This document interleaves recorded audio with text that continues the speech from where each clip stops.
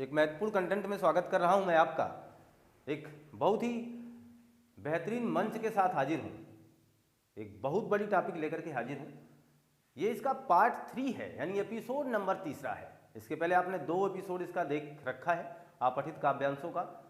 हर one day exam जहां पर हिंदी पूछी जा रही है, जहां पर अपठित काव्यांश या गद्यांश पूछे जा रहे हैं, ऐसी महत्वपूर्ण कंटेंट का मैं पूरा समागम दे रहा हूं अपने इस यूट्यूब चैनल से। आप अगर मनोवेग से पढ़ रहे हैं तो मैं आपको विश्वास दिलाता हूं, पूरा विश्वास दिलाता हूं, 100% श्योर विश्वास दिलाता हूं कि आप कभी भी गलत नहीं होंगे। केवल शिद्दत से पढ़ लीजिए, बस मेहनत से पढ़ लीजिए। बस उड़ा देती हैं कुछ आंखों की नींदें, उड़ा देती हैं कुछ आंखों की नींदें इन घर की जिम्मेदारियां, उड़ा देती हैं कुछ आंखों की नींदें घर की जिम्मेदारियां।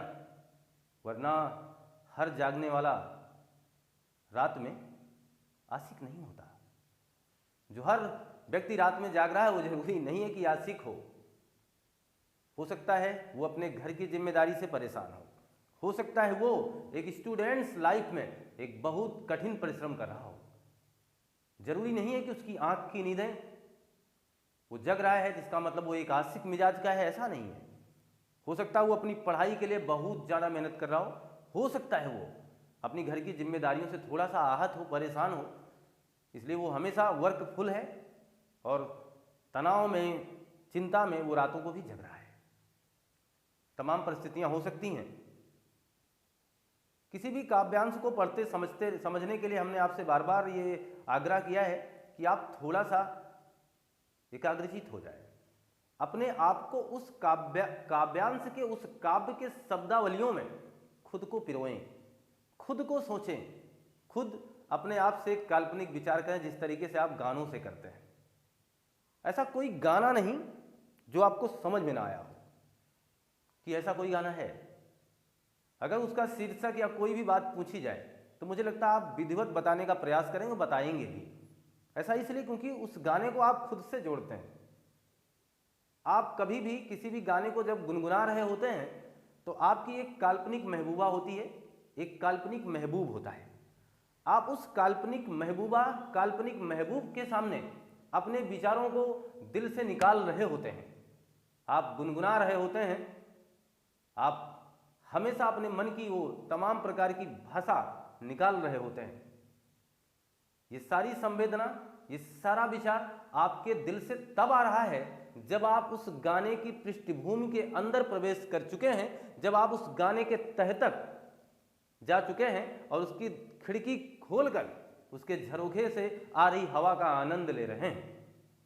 जब आप गाने के घर में चले गए हैं, जब आप सारी संवेदनाओं को त्याग कर एक महत्वपूर्ण तैयारी बना रहे हैं। आइए जोड़ते हैं एक महत्वपूर्ण काव्यांश से, एक महत्वपूर्ण पृष्ठभूमि से, पूरे दिल से जुड़ें, शिद्दत से जुड़ें। देखना जरा, सच हम नहीं सच तुम नहीं, लाइन ही ऐसी है कि भाव विभोर कर जाऊंगा और ऐसी क्लास दे रहा हूं कि मजा आ जाएगा आपको। ये कॉन्सेप्ट नहीं, ये पहलू है, ये लाइनें नहीं दमखम रखती हैं आपके जीवन को बदलने की। मान के चलना आपके पूरे सिस्टम को चेंज करने वाली लाइनें हैं। पूरा वाक्यांश आपके सामने आने वाला है, महत्वपूर्ण कहानियां हैं ये सब। ये जो काव्यांश जिन्होंने लिख डाले, जगदीश गुप्त जी ने लिखा हुई कहानी, कहानी कह रहा हूं मैं, इस काव्यांश की बात कर रहा हूं। जगदीश गुप्त जी ने इस काव्यांश की रचना की है। ध्यान रखना, नाम भी ध्यान रखना, याद रखना, नोट कर लेना, क्योंकि मैं हर चीजें यहां लिखा करूं ये बेहतर है कि आप भी कुछ करें, वो ज्यादा बेहतर है। सच हम नहीं सच तुम नहीं, सच है महज संघर्ष ही।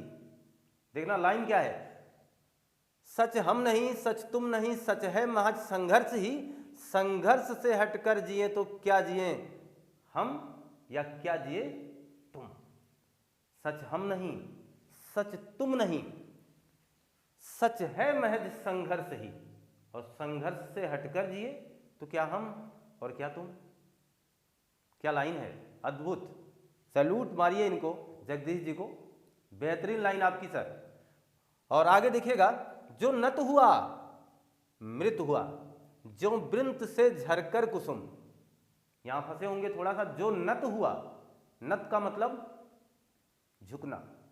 जो झुक गया वो समझो मर गया, है ना ये, यानी सर झुका सकते नहीं वो चीजें। तो जो झुक गया वो मर गया। ज्यों वृंत से झरकर कुसुम, ज्यों का मतलब जैसे, वृंत, वृंत का मतलब क्या होता है, जहां से फूल निकलते हैं, जिसे आप तमाम प्रकार की भाषा में तमाम प्रकार से संबोधित करते हैं। कोई उसे ढेपी कहता है, कोई उसे कुंडी कह लेता है।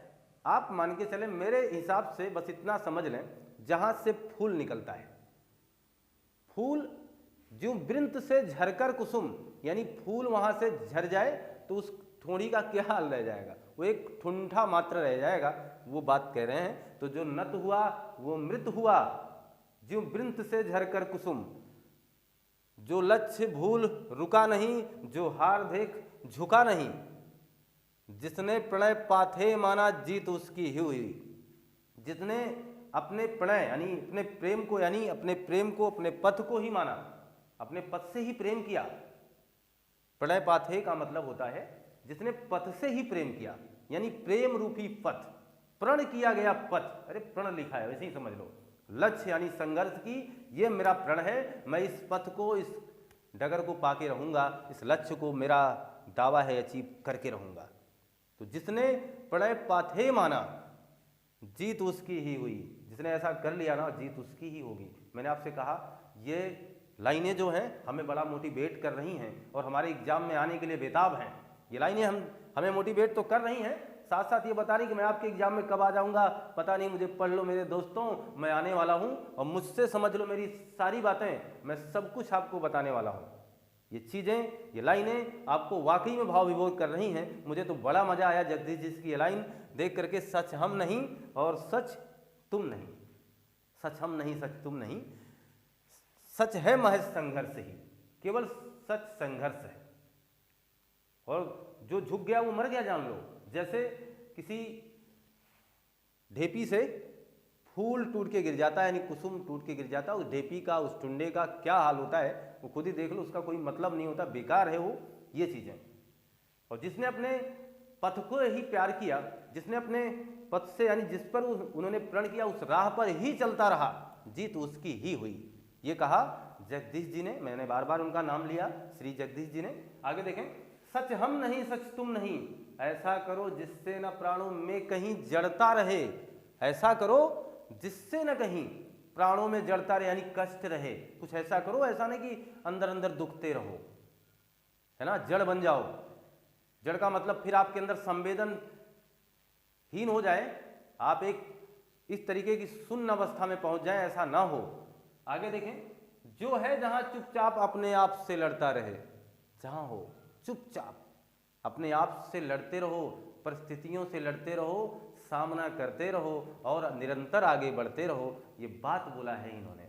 आगे देखें, जो भी परिस्थितियां मिले, देखना मैं वही बोल चुका हूं, जो भी परिस्थितियां मिले कांटे चुभे कलियां खिलें, हारे नहीं इंसान है संदेश जीवन का यही, सच हम नहीं सच तुम नहीं।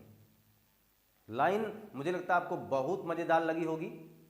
कांटे मिले कलियां मिले, सच हम नहीं सच तुम नहीं। ना हम सच हैं ना आप सच हैं, हमें कांटे मिले या कलियां मिले, बताना जरा हमारा कभी क्या चाह रहा है। हमारा कभी चाह रहा है कि हमें संघर्ष करना चाहिए। संघर्ष से बड़ा कुछ नहीं है। रास्ता कैसा भी हो, जीवन कैसा भी हो, कांटों का मतलब दुख मिले, कलियों का मतलब सुख मिले। चाहे दुख मिले चाहे सुख मिले, निरंतर मेरे दोस्तों बढ़ते जाना, निरंतर बढ़ते जाना। ये कवि की लाइन थी, श्री जगदीश जी की ये पंक्ति, इनकी ये विचारधारा जो हमारे सामने, जो आज हम देख रहे हैं, पढ़ रहे हैं, समझ रहे हैं और हमारे एग्जाम के लिए बहुत ही महत्वपूर्ण हो सकते हैं। ये लाइनें हमें बहुत कुछ सिखा रही हैं। मुझे तो बेहतर ये लगा कि आप लोग भी इसे बेहतर ढंग से समझ पा चुके होंगे। अब हम लोग इसके प्रश्नोत्तरी पर आने का प्रयास करें। पहला प्रश्न, इस पैसेज से क्या पूछा जा रहा है, और जवाब तर्क देने के लिए हम लोग तैयार हो चुके, क्योंकि हमने इनके सारे मतलब जान लिए हैं। कवि के अनुसार सच क्या है? सच की राह पर चलना, सच हम नहीं सच तुम नहीं, सच है महज संघर्ष ही, लक्ष्य पर नजर, निरंतर संघर्ष, हार ना मानना। फिर उन्होंने कहा है कि कुछ सच नहीं है, ना हम सच हैं ना तुम सच हो, सच है अगर कोई तो मात्र संघर्ष है।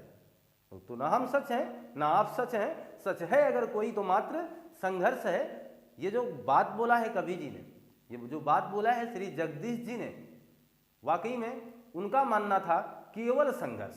तो हम लोग वैकल्पिक व्यवस्था चुनाव करेंगे गा वाला, निरंतर संघर्ष का। क्लियर है ना? आगे देखना जरा नेक्स्ट क्वेश्चन, यानी अगला, चुपचाप अपने आप से लड़ने का अभिप्राय क्या था कवि का? कवि क्यों ये लाइन जोड़ा है और उसका क्या मतलब है? ऐसा करो जिससे न प्राणों में कहीं जड़ता रहे, जो है जहां चुपचाप अपने आप से लड़ता रहे। कवि, लेखक, रचनाकार ऐसा क्यों कह रहा है और इनका क्या मतलब था? उन्होंने कहा ऐसा करो कि जिससे ना कभी प्राणों में जड़ता रहे, जो है जहां चुपचाप अपने आप से लड़ता रहे। ये लाइन क्यों बोली गई? इस लाइन को लाने का क्या तात्पर्य था? क्या चाहते हैं कवि? आगे देखना जरा। उन्होंने कहा जो भी परिस्थितियां मिले, काटे चुभे कलियां खिलें। कुछ भी मिले परिस्थितियां, आपको संघर्ष करना ही करना है। चुपचाप अपने आप से लड़ने का मतलब हुआ चुपचाप एक नई नई व्यथा, एक नई नई जानकारी, एक नया नया तरीका अपनाते रहो और मेहनत परिश्रम करके आगे बढ़ते जाते रहो। ये लाइन थी उनकी। देखना प्रश्न क्या हुआ, चुपचाप अपने आप से लड़ने का अभिप्राय, विपरीत परिस्थितियों में अनुकूलित संघर्ष, अपनों से निरंतर संघर्ष। इसका तो कोई मतलब नहीं था इनका। सबसे छुपकर चुपचाप लड़ना, यह भी कोई बात नहीं है। शांत मन से संघर्ष करना, यह हो सकता था। थोड़ा सा ये विकल्प हमें आकर्षित कर रहा होगा, परंतु यहां देखना जरा, ये कुछ खास है विकल्प। विपरीत परिस्थितियों में, यानी परिस्थितियां विपरीत होंगी तभी तो आपको इन्होंने कहा कि जैसा भी हो ऐसा करो जिससे न प्राणों में कहीं जड़ता रहे, जो है जहां है चुपचाप अपने आप से लड़ता रहे। कैसी भी परिस्थितियां हो, तो परिस्थितियां विपरीत होंगी तो ही तो आपसे ये कहा जाएगा कि चुपचाप अपने आप से लड़ो। जब परिस्थितियां आपके अनुकूल होंगी तो फिर आपको क्यों कहा जाएगा कि आप चुपचाप अपने आप से लड़ें, है ना? ये चीज। अतः विकल्प नंबर इसमें पहला सही होगा। कांटे और कलियां किसके प्रतीक हैं? मैंने इस अर्थ को बताते समय ही बता दिया कि कांटे क्या प्रकृति के प्रतीक हैं, यानी ये कांटा कांटा ही है, ये गुलाब गुलाब है, ये कली कली ही। क्या कवि का ये मतलब था? कांटे का मतलब क्या कवि ने कांटा ही निकाला है? नहीं। सुख और दुख की बात की है कवि ने, कि हार और जीत की बात की है कवि ने, कि मित्र और शत्रु की बात की है कवि ने। तो कवि ने कहा परिस्थितियां कैसे भी हो, कांटे मिले कलियां खिलें, यानी सुख, कांटों का मतलब दुख मिले या सुख मिले, परिस्थिति कैसी भी हो संघर्ष करो, संघर्ष करो। ये बात बोला उन्होंने। तो इसका मतलब हुआ सुख और दुख। ये वैकल्पिक व्यवस्था का चुनाव सही किया जा रहा है। आगे देखें, महत्वपूर्ण लाइनें अभी भी नीचे आपका इंतजार कर रही हैं। महत्वपूर्ण प्रश्न मुखातिब हो रहे हैं आपसे। जो नत हुआ, जो नत हुआ वह मृत हुआ। देखना, जो नत हुआ मृत हुआ, जो वृंत से झरकर कुसुम। ये लाइन देखना जरा, यहाँ है भी ये लाइन।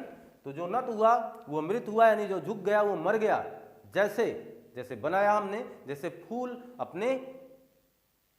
अपने किससे, अपने कोटर से टूट कर नीचे गिर जाता है। देहाती भाषा में कह लें फूल अपने ढेपी से अलग हो जाता है, अन्य भाषा में कह लें फूल अपने ठुंडे से निकल जाता है। तो उस ठुंडे की कोई कीमत नहीं रह जाती है। ठीक उसी तरीके से जैसे आप सर झुका करके जी रहे हैं तो आपकी भी कोई पहचान नहीं है, कोई इमेज नहीं है इस संसार में। इसमें कौन सा अलंकार है? तो आपको अलंकार की भी क्लासें प्रोवाइड कराई जाएंगी इसी चैनल, इसी यूट्यूब चैनल से सब कुछ मिलने वाला है। बहरहाल अभी जवाब देने के लिए बस इतना एक छोटा सा ट्रिक, एक थोड़ा सा नमूना ले जाइए। अगर कहीं भी आपको मिल जाएगा ज्यों त्यों, जैसा तैसा, ऐसा या फिर वैसा, अगर ये सब कहीं मिलते हैं तो आप हमेशा ध्यान रहे, तैयार रहें। मन मानो और जन जानो, ये कहीं मिलेंगे तो आप हमेशा तैयार रहें। ज्यों त्यों इस तरीके की बात आएगी तो हमेशा हम लोग लगाएंगे उत्प्रेक्षा अलंकार। अलंकार का चुनाव करेंगे हम लोग कौन से? उत्प्रेक्षा का। उपमा अलंकार आपको पता है सम से सी सरिस, जहाँ सा लगता है जैसे चाँद सा रोशन चेहरा है ना, फूल सी गली, तो सा सी अगर आएगा तो वहाँ उपमा होगा। लेकिन अगर इस तरीके जैसा तैसा ऐसा वैसा करके कोई बात की जाएगी तो पक्की बात मान के चलिएगा वहाँ हम उत्प्रेक्षा अलंकार का चुनाव कर लेंगे। अभी फिलहाल इतना आप जानें, यहाँ उत्प्रेक्षा अलंकार होगा। ऐसी लाइनें आपके एग्जाम में पूछी गई हैं, हो सकता है ये पैसेज आपके एग्जाम में ना आए, हो सकता है आप किसी एग्जाम में बैठे हो ये लाइन आ जाए कि कौन से अलंकार से नवाजी गई है, तो आप बता सकें। तो जरूरी है चीज़ों को जानना, अवलोकन करना। हो सकता है कुछ महत्वपूर्ण बात यहाँ अलंकार संबंधी भी हम सीख गए, हो सकता है हमें ये ट्रिक अच्छी लगी, हो सकता है हम इस ट्रिक को बहुत अच्छे से जान रहे थे लेकिन बहुत दिनों से देखा नहीं था तो भूल गए थे। आज फिर से ये रिवाइज हुए, फिर हमारे सामने आ गए। तो कोई चीज़ खराब नहीं होती, कोई मिथक नहीं होती, दिया गया समय उपयोगी होगा ये जानना तब निर्भर होगा जब इसका प्रतिफल हमारे सामने कहीं आ रहा होगा। अभी आप देखिए, चुनाव करिए, जिसने प्रणय पाथे माना, यहां कौन सा अलंकार है जरा बताना हमें। जिसने प्रणय पाथे माना, जिसने प्रण को यानी उस पथ को ही प्रण किया। प्रणय पाथे, यही हमने कहा आपसे, प्रणय का मतलब प्रेम होता है, प्रेम पथ, ये चीज देखिए।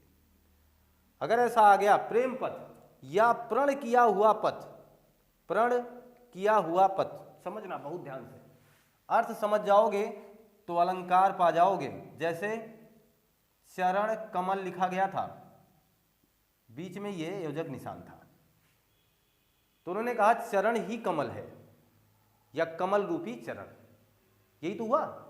बात वही है, देखिए, प्रेम रूपी पथ, प्रेम रूपी पथ या प्रण किया हुआ पथ। क्लियर है ना? देखो कहां से जोड़ा हमने, रूपी लगा लिया, ही लगा लिया। अगर ये कहीं आपके शब्दार्थ में ये व्याख्या, ये व्यवस्था आपको मिल जाए, आपका मस्तिष्क इस व्यवस्था, इस निष्कर्ष पर पहुंच जाए, तो आप सकुचाना मत, वहां रूपक अलंकार लगाने से बिल्कुल घबराना मत। स्टार बात, कौन सा अलंकार? रूपक अलंकार। हो सकता है रूपक अलंकार वैकल्पिक व्यवस्था में हो ही ना, तो हम यहीं पर पा वर्ण की पुनरावृत्ति के आधार पर हम लोग इसे अनुप्रास अलंकार में ले जाएंगे। परंतु पहली वरीयता रूपक अलंकार की, जिसे हमने आपके सामने उल्लेखित कर रखा है। मैं इस सारी व्यवस्थाओं से आगे मुखातिब होऊंगा, अभी आप तैयार रहें, अभी मेहनत करते रहें, सब कुछ इसी प्लेटफॉर्म पर देने वाला हूं। आगे देखिए, अपने आप में सर्वनाम है, इसकी क्लास तो आ चुकी है, अब आप इस पर खुद टिक करें। अपने आप में कौन सा सर्वनाम है? पुरुषवाचक, निश्चयवाचक, इस तरीके से पूछा जाता है। निजवाचक, अनिश्चयवाचक, कौन सा सर्वनाम है? अपने आप यानी स्वयं, यानी निजी मामला, कोई बात नहीं है। निजवाचक लगाने में आपको बिल्कुल संकोच नहीं करना चाहिए, निजवाचक लगाइए। मुझे लगता है ये कंटेंट आपको अच्छा लग रहा है। ये महत्वपूर्ण सीरीज जो हम आपके सामने लाए हुए हैं, आपको पूरा भाव विभोर करके छोड़ेगी, मजा आ रहा होगा, बहुत ही मनोवेग से आपको पढ़ने में, शिद्दत से आपको जानने में खुशी हो रही होगी। आप इसका एक प्यारा सा स्क्रीनशॉट लीजिए। मान के चलें कि आपने स्क्रीनशॉट ले लिया होगा। एक महत्वपूर्ण लाइनें आपके सामने आ चुकी हैं, बहुत महत्वपूर्ण कक्षा का संचालन आपके सामने कर रहा हूं, आपको भाव विभोर करने वाली लाइनों से जोड़ रखा हूं, आपको महत्वपूर्ण उद्देश्यों के साथ चल रहे हैं, वाकई में जहां बहुत कुछ सीख रहे हैं। अब जरा ध्यान दें, एक लाइनें यहां हैं जो आपके सामने लिखी गई हैं, रामेश्वर दयाल सक्सेना जी की हैं। रामेश्वर दयाल सक्सेना, आप इसे याद रखेंगे, इन नामों को भी बहुत जरूरी है, किसी भी एग्जाम के दृष्टिकोण से कब पूछ लिए जाएं कुछ पता नहीं है। रामेश्वर दयाल सक्सेना जी की ये लाइन है। एक काव्यांश आपके सामने प्रदर्शित किया जा चुका है, इससे संबंधित प्रश्नों को कैसे हल करना है, ऐसी रूपरेखा ये आप तीसरे सीरीज में लगातार अनवरत रूप से आपके सामने मैं अब एक अभिप्राय के रूप में ले रहा हूँ। हर उन प्रश्नों को बताने का प्रयास कर रहा हूँ कि किस प्रश्न का जवाब हम किस तरीके से देंगे। आशा करता हूं कि आप बहुत मनोवेग से सीख रहे होंगे, आगामी किसी भी एग्जाम के लिए आप तैयार हो रहे होंगे। जब कहीं आपसे पैसेज पूछा जाएगा आप गलत नहीं करेंगे। देखना जरा, चले गांव की ओर जहां पर हरे खेत लहराते हैं। वाकई में ये एक कृषक यानी रामेश्वर दयाल सक्सेना जी जो काम कर रहे हैं, इनका विचार है कि चलो गांव की ओर जहां पर हरे खेत लहराते हैं, मेड़ों पर कृषक घूमते सुख के विरह गाते हैं। जो खेतों में काम करने वाले किसान हैं, ये उस समय का गांव है। आज का जो गांव है आपको किसान मेड़ों पर गीत गाते कम मिलेंगे, मोबाइल चलाते भी मिल सकते हैं। आप मान के चलें कि सारी परंपराएं धूमिल हो चुकी हैं, वो सारी संस्कृतियां मिट चुकी हैं, परंतु ये जो हमारे लाइनें हैं, ये जो चीज़ें हैं, कहीं ना कहीं हमें उस एहसास को करा जाएंगी जो हमने अपने बचपन में देखा है। 1990 के पहले का जीवन काल किसी भी व्यक्ति से पूछना तो गांव गांव होता था, और सचमुच ये सारी कहानियां आपको वैसे ही मिलेंगी जैसा यहाँ बोला जा रहा है। परंतु अब कहीं हम उस संस्कृति से एक नई संस्कृति में जाते हुए दिख रहे हैं। 21वीं सदी में आकर के हैप्पी न्यू ईयर जैसे शब्दों का बहुत महत्वपूर्ण तरीके से इस्तेमाल कर रहे हैं। हमारा उद्देश्य कुछ अलग हो चुका है। बहरहाल हम उस काल, उस समय के जीवन से जोड़ करके आपको बता रहे हैं। मेड़ों पर कृषक घूमते सुख के बिरहा गाते हैं, गेहूं चना मटर जो, गेहूं चना मटर जौ नहीं है, जो सिर पर लेकर भार खड़े हैं। कवि कह रहा है कि गेहूं चना मटर देखने में ऐसे लग रहे हैं जैसे ये सिर पर लेकर के भार खड़े हैं, यानी गेहूं की बाली लगी होगी, चने में फलाया होगा, और मटर भी कुछ उस तरीके से फल लिए होगी, तो झुक जाएगा ना पौधा।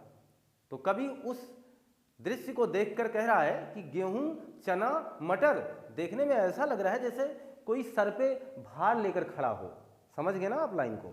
आगे देखें, बीच बीच में प्रहरी जैसे दिखते वृक्ष खड़े हैं, यानी रास्ते में बीच बीच में जो पेड़ पौधे मिल रहे हैं वो ऐसा लग रहा है जैसे हमारे प्रहरी की भूमिका अदा कर रहे हैं, जैसे हमारे पहरेदार हैं, ये हमारे सुरक्षा कवच हैं, है ना।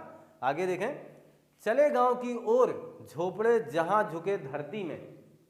चलिए उस गांव की तरफ जहां झोपड़े बेचारी, मनुष्य का तो छोड़ो, झोपड़े बेचारी कुछ इस तरीके से झुक गई हैं जैसे उनका सामना धरती से हो रहा है। यानी झुकी झुकी झोपड़ियाँ, छोटी छोटी झोपड़ियाँ धरती से टच हुई हुई, जिसके अंदर झुक कर जाया जाता था। याद आया वो जीवन? अगर किसी को पता है ये बचपन, ये जीवन, अपने आसपास अपने पुराने पूर्वजों से पूछ सकते हैं, या आपने देखा होगा। इतना बड़ा भी नहीं बदल चुका है, बहुत कुछ आप देख सकते हैं अभी भी इस अपने पूरे देश में। चले गांव की ओर झोपड़े जहां झुके धरती में, तरु के नीचे खेल रहे बच्चे निज मस्ती में। तरु का मतलब पौधा, यानी पेड़ों के नीचे बच्चे खेल रहे हैं। ये तो क्लियर होगी लाइन। आगे देखिएगा, कटि पर लिए गगरिया। कटि का मतलब कमर। कटि पर लिए गगरिया गोरी आती है बल खाती। गाना ये तो हो गया जी। कटि पर लिए गगरिया गोरी आती है बल खाती। अब ये जमाना कहाँ है, जरा सोचो। पहले होता था कि लोग कुएं से जल लेने के लिए जाते थे, यानी पानी लेने के लिए जाते थे, पीने के लिए। कुएं का स्वच्छ पानी पीने के लिए लोग कुएं के पास जाते थे। गांव की समस्त महिलाएं जाती थी। वही लाइन ये कृषक, ये रामेश्वर जी बोल रहे हैं कि कटि पर, यानी एक गोरी एक लड़की, यानी किस पर? कमर पर क्या लिए हुए है? गगरी। गगरी लेकर जा रही है बल खाती हुई, कुछ इस तरीके से, जिसे आप अपनी भाषा में पता नहीं क्या क्या कह सकते हो। बस मैं इतना कह सकता हूँ कि लचकाने का मतलब कमर एक बार इधर जा रही है, कमर एक बार इधर आ रही है, और इसी कमर पर उसने एक गगरी को रखा हुआ है। देख किसी गुरुजन के सम्मुख सहसा शर्मा जाती। यानी गुरुजन का मतलब अपने से बड़े किसी भी ज्येष्ठ को देखकर, किसी गुरु समकक्ष, किसी बाबा परदादा, किसी को भी देखकर शर्मा जाती थी, अपने पल्लू को खींच लेती थी। ये उस समय की बात कर रहे हैं, उस गांव की बात कर रहे हैं। देखना जरा, चले गांव की ओर उठ रहा जहां धुआं लहराता। शाम होते होते ना गांव में क्या होता था, अब तो बहुत से गांव में, बहुत से घरों में गैस चूल्हे का इस्तेमाल किया जा रहा है। ताता आपको धुआं नहीं मिलेगा, पक्के मकान बन गए हैं, आपको बहुत कम धुएं देखने को मिलेंगे। पहले जब छप्पर ही हुआ करते थे, छप्पर के अंदर जब 5 बजे संध्या होती थी, 5, साढ़े 5, 6 आसपास दिन डूबने वाला होता था, तो अंदर आग लगाई जाती थी और पूरा धुआं उस छप्पर से निकलता था बाहर। खेतों में कर रहा काम किसान जब अपने गांव की तरफ देखता था तो पूरे गांव में धुआं निकल रहा होता था। ऐसा नहीं कि गांव में आग लग गई है, उसे पता चल जाता था कि मैंने दिन भर काम किया, मुझे जमकर भूख लगी है, मैं थक चुका हूँ। उसी धुएं को देखकर वो अपने जो भी औजार होते थे, कुदाल फावड़ा जो भी कह लो आप, उसे रख करके अपने कंधे पर वो घर की तरफ निकल आता था, ये सिग्नल होता था, ये पहचान होती थी। देखिए, थके कृषक को साँझ समय जो घर की ओर बुलाता, वही मैंने बोला भी, चले गांव की ओर उठ रहा जहां धुआं लहराता। थके कृषक को साँझ समय जो घर की ओर बुलाता, वो बुलाता था अपने घर की ओर कि चले आओ, बस टाइम हो गया, वो सिग्नल था। आगे देखें, रूखा सूखा ही भोजन है पर वह स्नेह सना है। देखना लाइन देखना, रूखा सूखा ही भोजन है पर वह स्नेह यानी प्रेम से साना गया है, प्रेम से बनाया गया है। इसलिए तो तोष, तोष का मतलब आनंद, इसलिए तो तोष दे रहा अमृत तुल्य बना है। ऐसा लग रहा है इतना आनंद मिल रहा है जैसे कोई अमृत बना के परोस रहा है ना। तो वो हमारे जो कवि यानी रामेश्वर दयाल सक्सेना जी ने जो ये लाइनें लिखी हैं, एक भाव विभोर करने वाली लाइन है। आपको उस समय की लाइनें हैं कि जब सचमुच ऐसा था हमारा भारत, जब लोग धुएं देख करके अपनी भूख का एहसास करते थे, दिन भर खेतों में काम करते थे, रूखा सूखे भोजन को ही आनंददायक मानते थे, अमृत तुल्य मानते थे, क्योंकि उसमें प्रेम सना होता था, वो प्रेम से बना होता था। आज ऐसा मैं इस मंच से ऐसा कुछ नहीं कह सकता, क्योंकि ये हम लोगों के शिक्षा के उद्देश्य से ये चैनल प्रोवाइड है, अन्यथा यहाँ बहुत कुछ बोलने के लिए शब्दावलियाँ मेरे पास हैं, लेकिन उन चीज़ों को रखने का कोई तात्पर्य नहीं है। आप जीवन के अन्य अन्य पड़ावों पर, जीवन के अन्य अन्य जगहों पर आज की भौगोलिक परिस्थितियों को देख करके, आज सामाजिक स्थितियों को देख करके बहुत कुछ सीख समझ और जान सकते हैं। क्या आज उस प्रेम उस स्नेह से आपको भोजन मिलता होगा? अगर आपको मिलता होगा, क्या ऐसे पूरे गांव वालों को मिलता होगा? क्या ऐसे हर घर वालों को मिलता होगा? आपको लगता होगा नहीं। लेकिन पहले एक दौर था, क्योंकि सबके घर वही था, वही रूखा वही सूखा वही सब वही काम, वही खेती वही किसानी। तो मेहनत था, मेहनतकश लोग थे, अच्छे भले लोग थे। दुनिया से कितनी जल्दी सब हो गए रवाना। ठीक है, लाइन बड़ी अच्छी लगी रामेश्वर दयाल सक्सेना जी की। इनसे संबंधित प्रश्नों की पूछताछ करते हैं। आइए स्क्रीन पर लगे हुए प्रश्नों के जवाब हम देते हैं। खेतों में गेहूं चना मटर कैसे दिखाई देते हैं? कुछ देर पहले मैंने इस बात को जिक्र भी किया, तहे दिल से बोलने का भी प्रयास किया कि गेहूं चना मटर जो सिर पर लेकर भार खड़े हैं, ऐसा लग रहा है कि वो सिर पर भार लेकर खड़े हैं, तो इसी विकल्प को ढूंढो। लहराते हुए दिख रहे हैं, गलत बात है। प्रहरी के समान है, गलत बात है। प्रहरी के समान तो अन्य वृक्ष हैं जो रास्ते में खड़े हैं। गाते हुए दिख रहे हैं, यह भी गलत बात है, कवि ने ऐसा नहीं कहा है। कवि ने कहा बोझ लेकर खड़े हुए हैं। अतः विकल्प नंबर इसमें आपका ये वाला सही हो जाएगा। आपको कोई डाउट यहाँ होगा भी नहीं, आप लगा सकते हैं। क्लियर चल रहे हैं हम लोग। नेक्स्ट क्वेश्चन, इसके विकल्प हमने तैयार नहीं किए हैं, विकल्प हमने नहीं लिखा हुआ है, फिर भी क्योंकि विकल्प इसलिए नहीं लिखा क्योंकि ये विकल्प टिक करना बहुत आसान था, बहुत ही सहज था, इसलिए विकल्प नहीं लिखा। युवतियां शर्मा क्यों जाती हैं? जो कटी पर गोरी, ये देखना जरा, जो कटी पर लिए गगरिया गोरी आती है बलखाती, देख किसी गुरुजन के सम्मुख सहसा शर्मा जाती। यानी किसी गुरुजन को, किसी ज्येष्ठ को, अपने से बड़े को देखकर वो शर्मा जाया करती है, ये चीज। तो इसका उत्तर देना बड़ा आसान था, तो आप कह सकते हैं गुरुजन को देखकर शर्मा जाएगी। गुरुजन को देखकर, बिल्कुल ये हो जाएगा शर्म। किसान घर जाने को तत्पर क्यों हो जाता है? बहुत अच्छा सिग्नल मिलता है उसे। सिग्नल क्या मिलता है?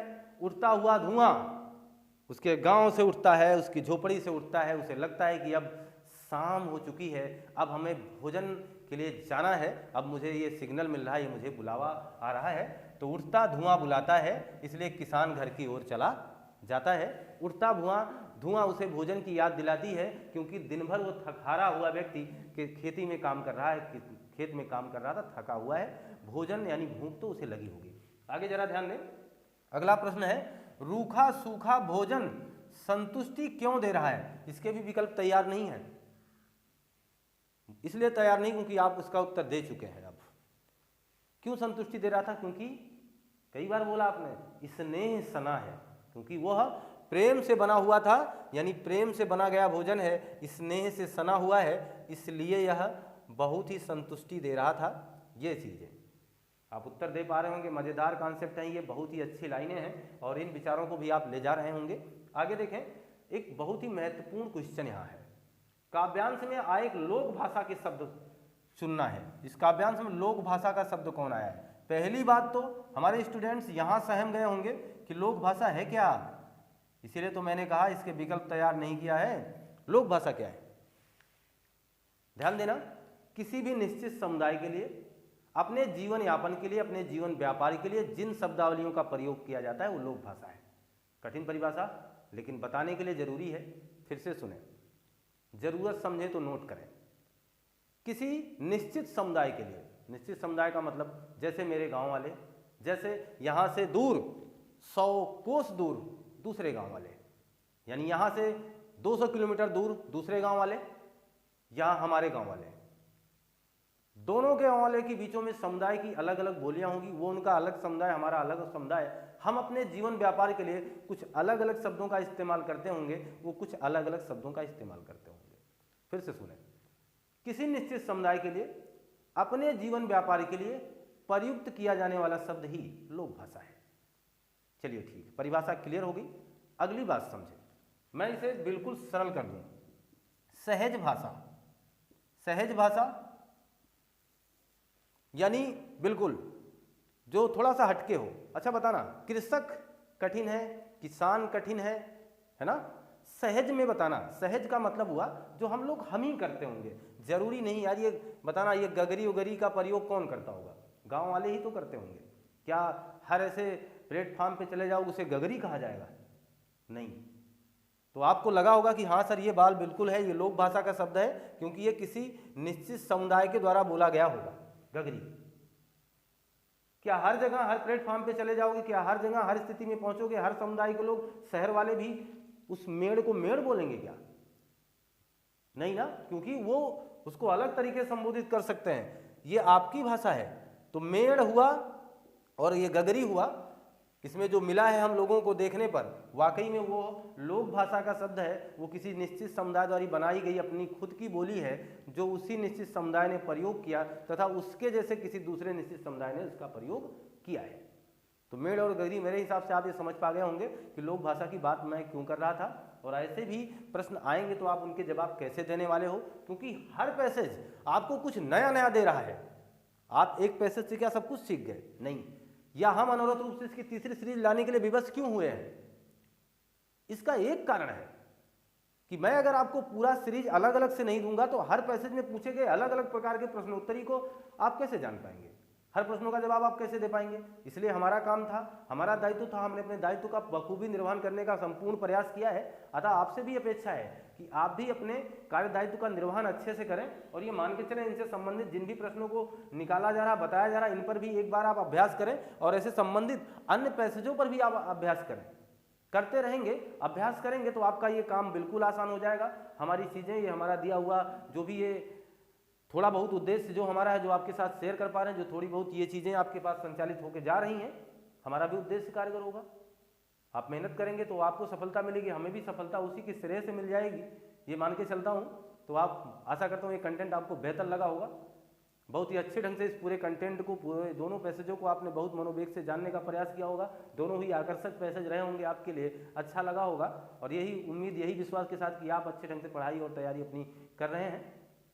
इस कंटेंट को दोस्तों के पास शेयर करें, लोगों के पास शेयर करें, लाइक करें, कमेंट करें। ये सारी चीज़ें अगर आपको अच्छी लग रही हैं तो करें, अन्यथा की दशा में ऐसा कुछ भी ना करें। आप अपनी केवल पढ़ाई करें, ये ज़्यादा जरूरी है। मिलते हैं हम आपसे नए कंटेंट में। आपका दिन शुभ हो, आपको बहुत बहुत धन्यवाद।